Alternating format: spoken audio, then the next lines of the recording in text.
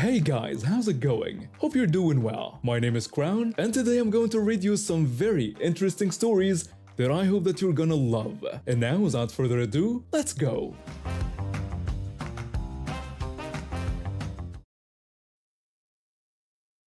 This happened back in 2015, and it's one of those stories that sounds too crazy to be true, but I've got the video to prove it.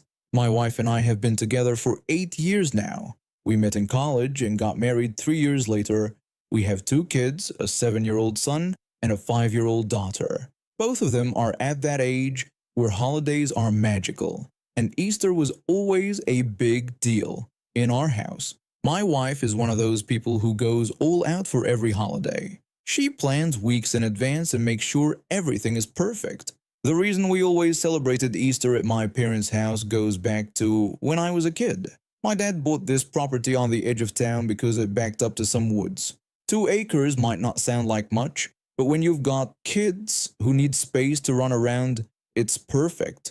Over the years, my dad had turned it into this amazing family space. He built a play structure by hand, planted apple trees, and created these great hiding spots with strategically placed bushes and garden areas. It was like having our own private park. Every year since our kids were old enough to walk, we'd spend Easter Sunday there. My parents loved having the grandkids over, and the property was perfect for egg hunts. This particular year, we decided to invite my wife's friend and her daughter. She was going through a tough divorce and didn't have family nearby, so we thought it would be nice for her to join us. The day before Easter, my wife and I spent hours with the kids making eggs. We dyed some the traditional way, painted others with little designs, and filled plastic ones with candy. The kids had this idea to draw faces on some of them, which was actually pretty cute. They were so proud of their work. We probably made about 60 eggs total, which sounds like a lot. But when you're hiding them across 2 acres, you need plenty. Easter morning came, and we headed over to my parents' house around 10. My wife's friend met us there with her daughter, who was about the same age as our youngest. The kids were bouncing off the walls with excitement. We adults spent a good hour strategically placing eggs around the property. Some were easy to find for the younger kids, others were more challenging. We put them in the apple trees, around the play structure, near the garden, and in various bushes. The plan was to let the kids loose at noon since it was still pretty chilly that morning. After we finished hiding the eggs, we went inside for coffee and to let the kids burn off some energy before the hunt. We'd set out 4 baskets by the garden, 1 for each child, and were just relaxing when my mom came rushing in. My mom told us there was a woman outside with children and they were taking the eggs. I asked her what she meant by taking the eggs. She explained that she had looked out the kitchen window and saw this woman she'd never seen before with 2 kids. They were walking around the yard collecting eggs in our baskets.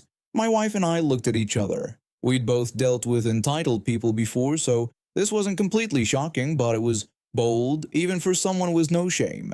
I told my wife to get her phone and start recording because we might need proof of this.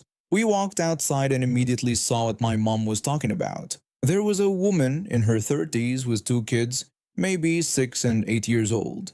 They had our baskets and were casually walking around collecting the eggs we'd spent an hour hiding. The woman saw us coming and had this look on her face like she'd been caught, but also like she was preparing to fight about it.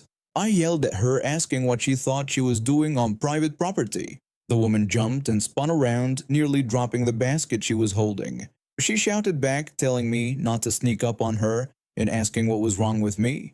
I told her what was wrong with me was that she was trespassing on private property and letting her kids steal our eggs.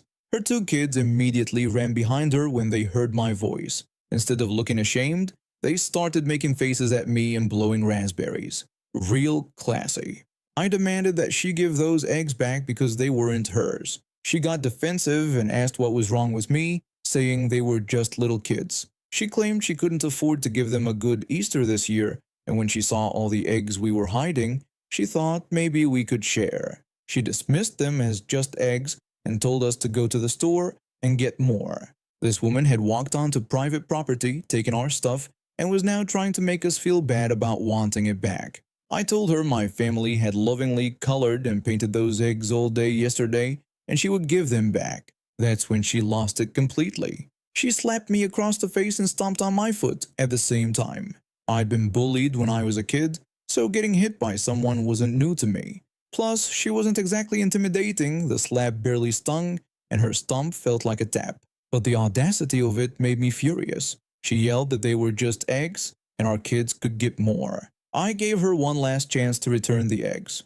She refused, claiming her babies got them first. I was done playing games. I turned toward the house to tell my family to call the police. That's when she started panicking. She shouted that we couldn't call the police over some stupid eggs and that this was ridiculous. My dad, who had been watching from the porch, walked over and stood by the side gate, the same gate this woman had apparently used to get into our yard. We still don't know how she knew about the egg hunt since she wasn't a neighbor or anyone we'd ever seen before. When she realized we weren't going to let her just walk away with our stuff, she started screaming that we were illegally detaining her. Her kids joined in, crying and yelling about how mean we were. The whole scene was getting more ridiculous by the minute. The police showed up about 10 minutes later. By then the woman had sat down on the bench by my parents' garden with her kids huddled around her, still clutching our baskets and eggs. She was rocking back and forth about how unfair everything was. My wife showed the officers the video of the woman slapping me. They took one look at it and immediately told her she was under arrest. One officer told her that she was being arrested for trespassing and assault and that her children needed to return the items immediately. The woman screamed that this was insane and they were just eggs. She claimed she was trying to give her kids a nice Easter. Her kids weren't making things easier. When the officers tried to help them out of the situation, they started hitting and kicking, screaming about how the police were mean for arresting their mom. We gave our statements while the officers dealt with the chaos. The whole thing was surreal. Here we were on Easter morning watching police arrest a woman for stealing our kids' Easter eggs. After they left, we had to rehide all the eggs. It took longer this time because we had to double check every spot to make sure we hadn't missed any that the woman and her kids had found. Our kids were pretty upset that someone had tried to steal their eggs, and it took some time to calm them down and get them excited about the hunt again. But we managed to salvage the day. The kids had their egg hunt, found all their eggs, and had a great time. My wife's friend was grateful we'd included her, and she helped keep the kids distracted while we dealt with the police situation. A few weeks later, we had to go to court. The woman pleaded guilty to trespassing and assault. She only got a month in jail and a fine, which seemed pretty light considering everything. But during the court proceedings, we found out some interesting information from her soon-to-be ex-husband, who was there for the sentencing. Apparently, they were in the middle of a messy divorce that she had been dragging out for months. He seemed embarrassed by the whole situation and mentioned that this incident had given him the ammunition he needed to push for full custody of the kids. We never saw or heard from any of them again after that day in court. But every Easter since then, we make sure to keep a closer eye on the property during our egg hunts. It's become one of those family stories we tell at gatherings. The time someone tried to steal our Easter eggs and ended up getting arrested for it. The whole thing still seems crazy when I think about it. Who walks onto someone's private property and steals their kids' Easter eggs? But I guess there are people out there who feel entitled to whatever they want, whenever they want it. At least our kids got their Easter egg hunt in the end. And hopefully those other kids learned something about what happens when you take things that aren't yours, even if their mom didn't. I'm a single dad to a 3-year-old girl. It's been just the two of us since she was born. Her mom left when she was barely 6 months old and never looked back. Those first couple years were rough. Learning to juggle work, daycare pickups, sleepless nights, and everything else that comes with raising a toddler on your own nearly broke me. But we figured it out together, my little girl and I. I work in construction, which means I start early, usually on site by 7 in the morning. That's why we've always been among the first to arrive at Little Stars Daycare Center. My daughter has been going there for over 2 years now, and we've got our routine down. We show up about 5 minutes before they open at 6:30, wait quietly outside, and I'm usually the first parent through the door when they unlock it. The daycare sits at the top of 7 concrete steps with a small garden area at the bottom. My daughter loves looking at the flowers there while we wait. The staff knows us well, and everything had always gone smoothly until about a month ago. That's when Karen and her son started showing up. I could tell right away this woman was going to be trouble. The first morning I saw them walking up to the locked door, I did what any decent person would do. I smiled and gave them a friendly good morning greeting. She gave me a cold look like I'd personally offended her by existing in the same space as her precious child. I tried to make small talk about the nice weather we were having, but she just stared at me and said nothing. Then she turned away and pulled out her phone, making it clear she wanted nothing to do with me. Her son seemed normal enough that first day. A little energetic maybe, but nothing out of the ordinary for a kid his age. He waited patiently with his mom for the doors to open. The next morning is where things started going downhill fast. We arrived at our usual time to find Karen and her son already there. The kid immediately went to the door and started yanking on the handle like he could force it to unlock through sheer determination. My daughter wanted to look at some new purple flowers that had bloomed in the garden, so we stayed at the bottom of the steps. I kept one eye on her and one eye on the situation developing above us. Karen was buried in her phone, completely ignoring her son, who was getting more and more frustrated with the locked door. That's when I saw it happening. The kid's hands were slipping off the smooth metal handle. He was losing his balance, starting to stumble backward toward those 7 concrete steps. Without thinking, I jumped over my crouched daughter and lunged forward. I caught the boy with one hand and pushed him back toward the safety of the landing.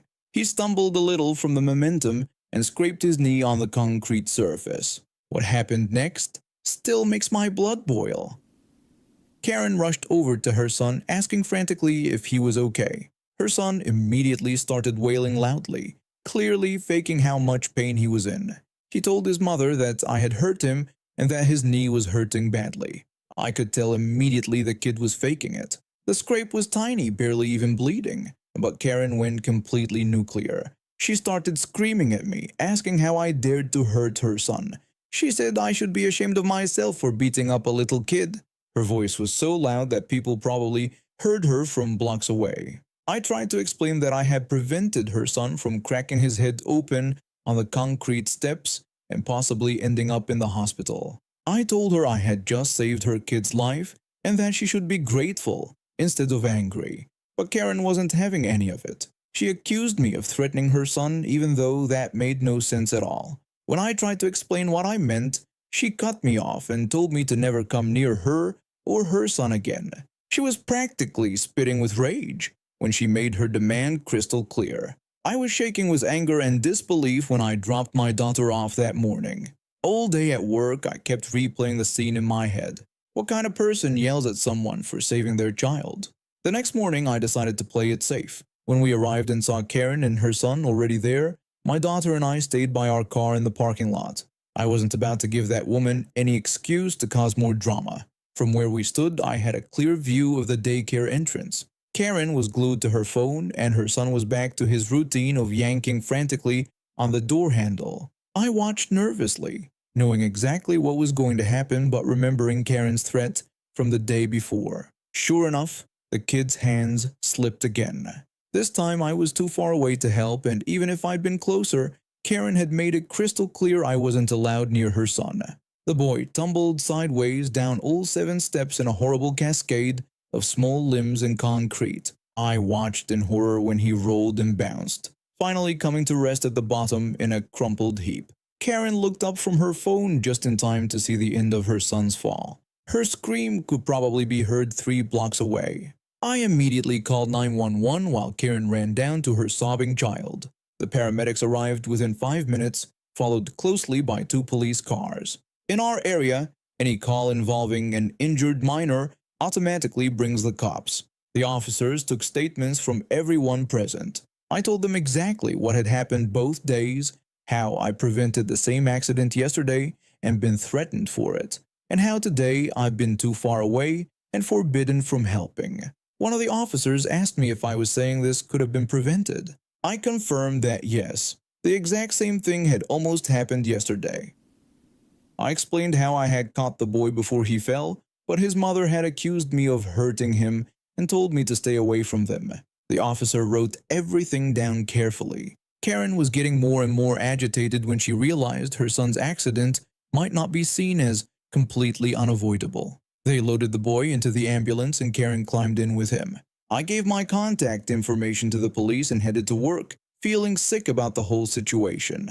A week passed before I heard anything more. I was at the daycare with my daughter one morning when a man I'd never seen before approached me. He asked if I was the guy who had called the ambulance the week before for the little boy. When I confirmed that I was, I asked if there was some kind of problem. He quickly assured me there wasn't a problem at all. In fact, he said he had come to thank me for trying to save his son and for calling for help so quickly when the boy had fallen. I was confused. This definitely wasn't Karen. The man explained that he was the boy's father and that he and Karen were divorced. He told me he had custody of his son now and that Karen had been arrested that day for child neglect and endangerment. According to him, she was supposed to be supervising their son, but the police report showed she was on her phone and not paying attention when the accident happened. I asked how his son was doing. The father told me the boy had broken 3 ribs in his left arm, plus he had some pretty bad bruising, but that he would recover. He said his son was staying with his grandparents while Karen dealt with her legal issues and that she wasn't allowed unsupervised visits anymore. The father also apologized for how Karen had treated me the day before the accident. He said when he heard that I had actually saved his son from falling once already, and then Karen had threatened me for it, he felt terrible. He wanted me to know that I had just been trying to help. The father shook my hand and thanked me again before heading inside with his son, who was now in a cast but seemed to be doing okay. I never saw Karen again after that day. Apparently, the combination of the neglect charges and her son's injuries was enough for the family court to revoke her primary custody. The last I heard, she was only allowed supervised visits and had to complete parenting classes.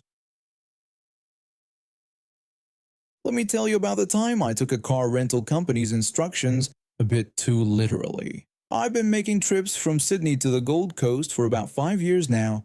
My grandmother lives up there by herself, and since the rest of our family is scattered around Sydney, we take turns visiting her every month or so. I usually make the trip 3 or 4 times a year, which means I've gotten pretty familiar with the whole routine. My grandmother is one of those people who refuses to admit she needs help with anything. She's 83 years old and still insists on doing her own grocery shopping, cleaning, and yard work. But we all know she appreciates having someone around to drive her to appointments, help with the heavier tasks, and just keep her company for a few days. She'd never admit it, but I think she looks forward to these visits as much as we do. Whenever I fly up there, I always rent a car from the same company. They have a counter right at the airport, and over the years I've gotten to know some of the staff pretty well. They always offer this prepaid fuel option where you pay upfront and don't have to worry about filling up the tank before returning the car. It usually works out cheaper than paying at the local gas stations, so I always take that deal. This particular trip started like any other. I landed at the Gold Coast Airport on a Thursday afternoon and walked straight to the rental counter. The woman behind the desk was someone I'd seen before, probably in her early 20s, with short blonde hair and a friendly smile. She greeted me warmly and asked if I was picking up a car. I told her that I had a reservation, and she pulled up my details on the computer. She started going through the paperwork and mentioned that I had the prepaid fuel option again, saying it made everything so much easier. I agreed, telling her I hated having to find a gas station right before a flight. She nodded and explained that I knew the drill by now. Then she said the words that would come back to haunt me later. She told me to just bring the car back empty when I was done. I signed the papers and took the keys to a brand new white Toyota Corolla. It was a manual transmission, which I actually preferred since I'd learned to drive on a stick shift years ago. The car had that new car smell and barely any kilometers on the odometer. The next few days were exactly what I needed. My grandmother and I spent time walking along the beach, visiting some of her old friends, and just catching up on family news. She made her famous apple pie, and I helped her with some repairs around the house that had been bothering her for months. It was one of those perfect, relaxing visits that reminded me why these trips were so important. On Sunday morning, I had a flight at 3 p.m. My grandmother was already pushing me to leave early because she's always worried about people missing flights, even though the airport is only about 20 minutes away from her place. She kept telling me I should leave by noon at the latest because you never know about traffic. I tried to reassure her that it was Sunday afternoon and there wouldn't be any traffic, but she insisted it was better to be safe than sorry. She also reminded me that I needed to return the rental car. I had planned to run a few errands for her before leaving, picking up some prescriptions from the pharmacy and grabbing a few groceries she needed. But around 11:30, while I was driving back from the pharmacy, the fuel light came on. For a second, I panicked. Then I remembered what the rental car woman had said about bringing it back empty. I started laughing to myself. Maybe this was the perfect opportunity to really test how empty I could get this thing. I pulled into a nearby gas station and put exactly 2 liters of fuel in the tank. The light stayed on, but I figured that should be enough to get me to the airport with maybe a little bit to spare. It was only about 6 kilometers away after all. When I got back to my grandmother's place, she was already standing by the door with my luggage. She told me I needed to get going right away. I said I still had plenty of time, but she insisted that the plane wouldn't wait if I was late. She practically pushed me out the door, so I loaded my stuff into the car and started the drive to the airport. The whole way there, I kept looking at the fuel gauge and listening to the engine, wondering if I'd cut it too close. About halfway to the airport, I felt the engine give a little hiccup. Then it happened again. My heart started racing when I realized I might actually run out of fuel before getting there. But the car kept going, so I pressed on. When I got closer to the airport, the engine started sputtering more frequently. I was genuinely worried I'd end up stranded on the side of the road. But then I saw the signs for the rental car return area, and I felt a surge of relief. I pulled through the boom gate marked rental returns and decided to give it one last push. I put my foot down on the accelerator, and the little Corolla responded with a final burst of speed. I could see the parking bays ahead of me, and for a moment I thought I was going to make it all the way to the designated area. Then the engine died completely. I had just enough momentum to coast into one of the parking spots, but it wasn't a spot marked for my rental company. It was marked AVIS, and I'd only made it about halfway into the space. I tried turning the key a few times, but nothing happened. The car was completely out of fuel. I got out and looked around. There was nobody in sight, so I put my shoulder against the back of the car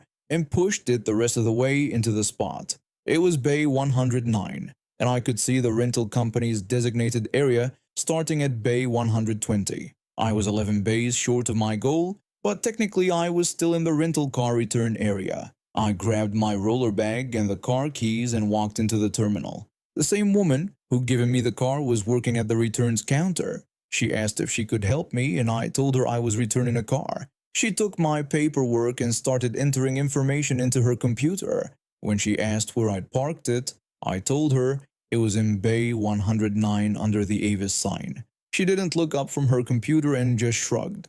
She picked up the radio on the counter and announced that there was a return in Bay 109.